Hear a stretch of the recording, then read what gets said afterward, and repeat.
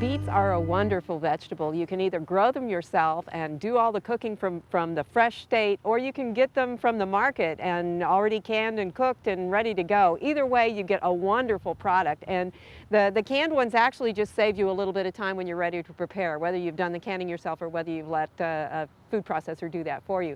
So today I'm making a beet salad, and I'm actually using some beets from the market that have been canned, sliced beets, and I've got 2 cans, and all you need to do is drain them well. Now if you're using home canned beets, then you need to make sure that you boil them at least 11 minutes before you get to this stage and let them cool down a little bit. But if you're using the commercial ones, you just need to open them and drain them and go. So we're going to set those aside for a little bit and work on the dressing that we're going to use as a marinade. I've got 1/4 cup of red wine vinegar. And you could use another flavor of vinegar as well, but this one has the red color to it and looks real nice. I wouldn't use balsamic, it's going to be a little bit too sweet. I've got 1/4 cup of extra virgin olive oil to go with that.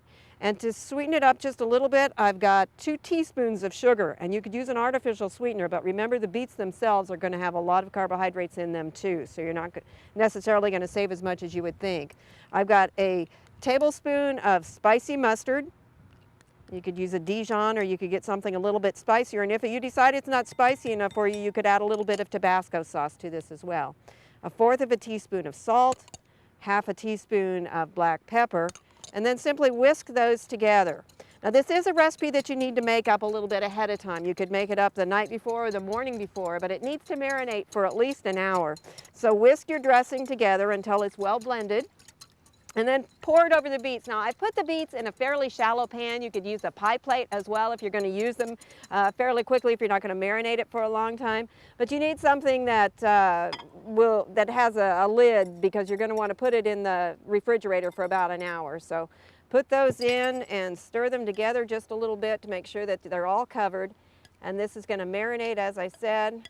Do it fairly gently. You don't want them to break, and if you can pull apart some of them that are kind of stuck together and get all the flavor on all the different sides, that's even better. Put the lid on there, put it in the refrigerator for an hour, and after that you're ready to go. Now the next stage, I'm going to serve them on a bed of romaine. Now the original recipe just called for romaine leaves, which is very decorative, but I have found through observation that if you give somebody a big leaf of lettuce and it's underneath a salad, they're not going to eat it. Well, we want them to eat this romaine. It's very nutritious, or whatever green you're using. So go ahead and tear it up, and then take the beets and just mound them on top. I'm using a slotted spoon so we can drain away a little bit of the liquid here. Put that one back over on the plate. This should give you about 6 servings. And then to the top of that, I'm going to add a tablespoon of toasted walnuts or toasted pecans, and about a tablespoon of blue cheese. And there you have it. It's very simple. A lot of it can be done ahead. Very colorful, very nutritious, and it's got a lot of really good flavor. I hope you'll like it. It's beet salad. For Oklahoma Gardening, this is Barbara Brown. We hope you've enjoyed this classic from the Oklahoma Gardening Vault. Remember, even though these tips and techniques are timeless, there's always something new to learn in the world of gardening.